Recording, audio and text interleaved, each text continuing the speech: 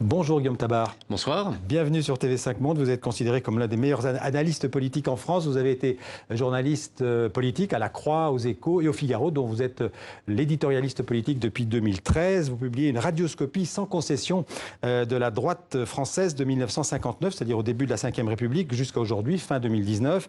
La malédiction de la droite, sous-titrée 60 ans de rendez-vous manqués, c'est aux éditions Perrin. Alors impossible évidemment de revenir sur tous les épisodes de cette déjà longue histoire, mais je voudrais vous demander d'abord quel serait pour vous le plus grand succès de la droite depuis 60 ans, et puis après, quel est son plus grand échec? Plus grand succès, je pense, c'est son legs institutionnel. Parce qu'on l'oublie, mais les institutions de la Ve République, qui aujourd'hui sont admises par tout le monde, de Marine Le Pen au PS, même si il reste des gens qui veulent une 6e République, c'est quand même elle qui l'a voulu. Ces institutions ont longtemps été combattues par la gauche. Le régime présidentiel, la Ve République, c'est De Gaulle. Voilà, et qui colle assez bien aussi à l'identité de la droite, au sens l'idée d'un pouvoir personnel, en tout cas incarné, d'un pouvoir qui revendique une forme d'autorité et de concentration des pouvoirs par opposition à un régime plus parlementaire. Je pense que ça fait partie de son... Donc ça, c'est une belle réussite. De son legs. Oui. En tout cas, oui, je pensais, oui. Et alors, sa plus grande défaite ou son plus grand échec? Alors, son plus grand échec, alors... Difficile d'en dire. Oui, mais si on cherche à tirer un peu un fil rouge, je dirais, c'est finalement ce refus de la droite de s'accepter elle-même tout au long de cette histoire. On voit bien comment, par rapport à son identité, par rapport à son nom même, longtemps la droite n'a pas osé s'appeler elle-même la droite, là où la gauche a toujours été fière de s'appeler comme cela. Vous en parlez, hein, vous parlez même d'un refus d'identité. Oui, parce que si on veut identifier aussi la droite à un certain moment, au réformisme, à une certaine vision de la société, on voit comment la droite finalement progressivement a eu honte de ce qu'elle était, ce qui fait que souvent lorsqu'elle était au pouvoir, elle n'a pas osé soit faire certaines réformes, soit aller au bout de certaines réformes. Et s'assumer en tant que droite. Et s'assumer en tant que droite. Elle a toujours... En fait, la bataille culturelle a souvent été animée et souvent remportée par la gauche. Et face à cela, la droite a toujours un peu marché à reculons. Et on le voit bien aujourd'hui, même par rapport aux questions sociétales, plutôt que d'opposer sa propre vision de l'individu, de l'homme, de la société, eh bien...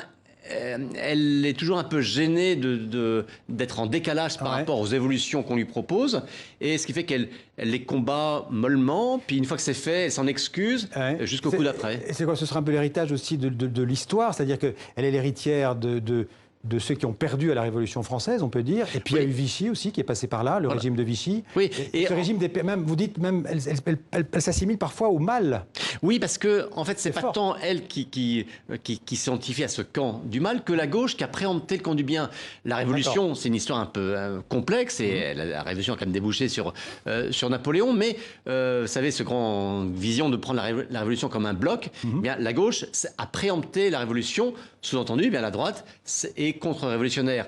Vichy, pareil, et pourtant, Dieu sait si cette histoire est compliquée, car la résistance a comporté de nombreuses figures venues de la droite, à commencer quand même par De Gaulle lui-même, qui avait une culture presque maurassienne même, et des gens comme Destienne d'Orve ou d'autres qui viennent formellement de la droite, là où des gens venus de la gauche ont été aussi dans le camp de la collaboration, comme Doriot ou d'autres. Donc cette histoire est compliquée, mais à la Libération, la gauche, et notamment le Parti communiste, ont un peu préempté cette histoire et renvoyé la droite dans le camp du mal.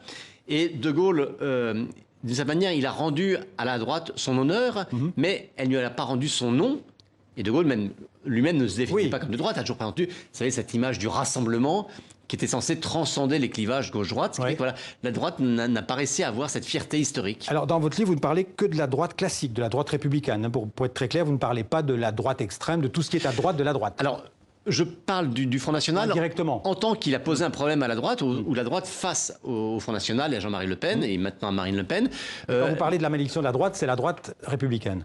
Oui, alors, personnellement, je n'aime pas cette distinction droite républicaine, droite non républicaine, parce que à ma connaissance aujourd'hui, tout le monde est dans la sphère républicaine. Mais en tout cas, la droite gouvernementale, voilà, si on peut dire. La droite qui était au pouvoir depuis la droite qui était au pouvoir 58. et qui aujourd'hui refuse toute forme d'alliance avec le Rassemblement national. Vous citez les principales faiblesses, que vous appelez les principaux démons en fait de cette droite, et il y en a deux essentiels, c'est la division pour des rivalités, à cause de rivalités de personnes, et puis les divisions idéologiques. D'abord, commençons par par les rivalités de personnes. On peut dire que depuis 40 ans, il y a eu Giscard-Chirac, Chirac-Balladur, Chirac-Sarkozy, Chirac-Villepin, Sarkozy-Fillon. C'était toujours dans le même camp, mais en fait, ils ont passé leur temps à se tirer dans les pattes, en fait. Oui, alors, si on élargit le champ politique, bien sûr, on voit que les divisions, il y en a partout. Oui. Souvenez-vous, Mitterrand-Rocard au PS. Mais c'est vrai que Qu'est-ce qu'elles ont de spécifique? Eh bien, c'est que je pense qu'à gauche, l'idéologie a plus d'importance et à droite, la personne a plus d'importance. Ce qui fait qu'à gauche, eh bien, finalement, les personnes, même si elles ont leurs ambitions, vont s'effacer derrière soit la confrontation, soit l'avancée idéologique. Là où à droite, comme c'est plus un jeu de personnes, on retrouve plus à l'état brut le choc de personnalité. Et c'est vrai que dans tous les exemples que vous citez, on voit la figure de Jacques Chirac qui Chirac, revient. C'est un personnage central du bouquin. Oui, disons que d'abord, il a une histoire personnelle qui fait qu'elle commence sous Pompidou, lorsqu'il devient ministre en 67, et elle se termine. Alors, la phase publique de Chirac, c'est jusqu'en 2012, qui termine d'ailleurs sur un acte quand même aussi où, une fois de plus, il est acteur de division, puisque contre le candidat de son propre parti, il va choisir François Hollande, il va le dire dans les circonstances que l'on sait. À moitié sur le ton de la blague. Ça, donc Chirac encourage les Français à voter pour François Hollande. Oui, souvenez-vous, en Corrèze. Et pas pour Nicolas Sarkozy. En Corrèze, sur ces terres électorales qui sont aussi celles de Hollande, Jacques Chirac, feignant de ne pas voir un micro, mais en fait le voyant clairement, dit je peux dire que je vais voter Hollande au moment où le parti qu'il a fondé, en tout cas, choisit Nicolas Sarkozy. Alors, on va revenir aux divisions des personnes, mais elles s'expliquent aussi par les divisions idéologiques. Alors, il y a René Raymond, qui est le grand politologue français. Il avait expliqué dans un livre très célèbre qu'il y avait en fait 3 droites en France, la droite bonapartiste, orléaniste et légitimiste. Est-ce que ça reste encore valable aujourd'hui Écoutez, alors, ça a bien sûr été fluctuant, les frontières ne sont pas toujours les mêmes, mais la preuve que cette distinction faite par René Raymond a sa force et sa pertinence, c'est que lors de la dernière primaire, celle de 2016, qu'a opposé Sarkozy, Fillon et Juppé, d'une certaine manière, on a retrouvé ce clivage. Si on veut être un peu schématique, Nicolas Sarkozy, c'était la droite bonapartiste. C'est-à-dire autoritaire. Alain Juppé, la droite orléaniste, plus libérale d'inspiration. Et François Fillon, une droite légitimiste, plus conservatrice, plus provinciale. Réactionnaire, royaliste, c'est toute cette famille-là. Voilà, le royaliste est bien sûr passé de mode, mais en tout cas, c'est cette forme de conservatisme dans la vision de la société que François Fillon incarnait et par laquelle, d'ailleurs, il faut quand même le rappeler, il a gagné parce que, après, il y a eu les turbulences que l'on sait pour la présidentielle, mais la primaire a donné un résultat incontestable et en tout cas même très significatif en termes de nombre de voix. Pour Fillon. Cette ligne portée par Fillon a été très majoritaire dans ce qu'on pourrait appeler le peuple de droite. Alors, puisque vous parlez de Fillon, comment vous expliquez cet échec spectaculaire, c'est ça que je cherchais le mot, de François Fillon?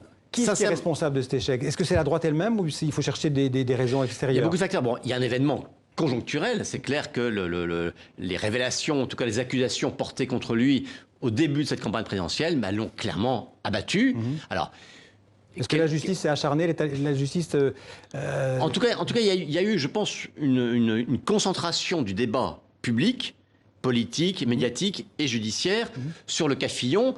On peut penser aussi le fait de sa mise en examen au placard de la campagne, tout ça n'est pas innocent. Alors, son procès personnel va arriver au mois de janvier.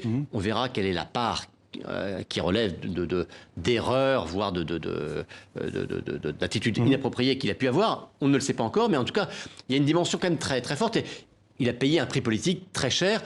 On peut penser même surdimensionné par rapport aux faits qui lui étaient reprochés. Alors, on n'aura peut-être pas le temps de continuer à parler de l'histoire. On va parler un petit peu du présent et de l'avenir. Il y a eu la claque des européennes. J'en parlais tout à l'heure. 8% pour la liste, un peu plus pour la liste de François-Xavier Bellamy aux européennes. Est-ce que les Républicains, la droite républicaine peut se remettre de cette claque électorale? Est-ce qu'elle est vraiment en danger de mort? C'est une vraie question. D'ailleurs, vous savez, beaucoup à droite ont reproché une ligne supposée trop étroite de François-Xavier Bellamy.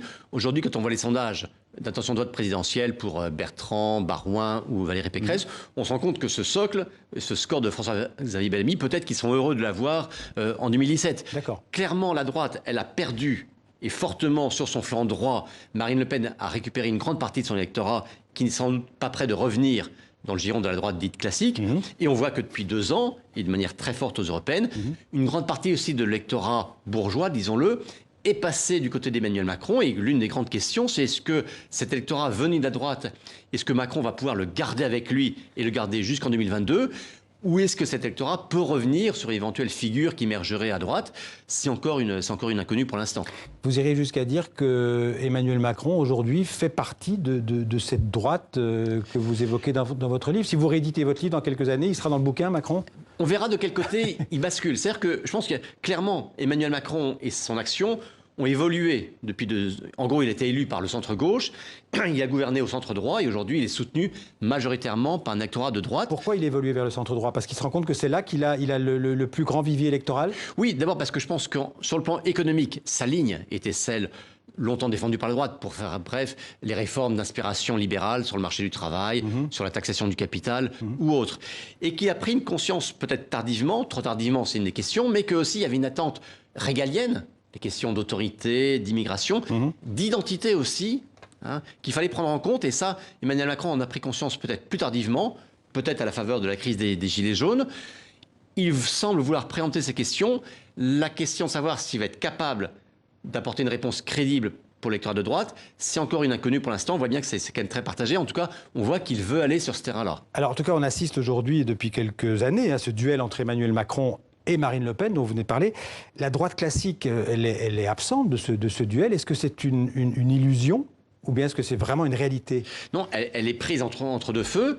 On va voir si soit elle est contrainte de rejoindre un camp, c'est-à-dire qu'en gros, soit la droite fournit en 2022 à Emmanuel Macron, j'allais dire sa majorité nouvelle, soit il se passe quelque chose sur le flanc droit.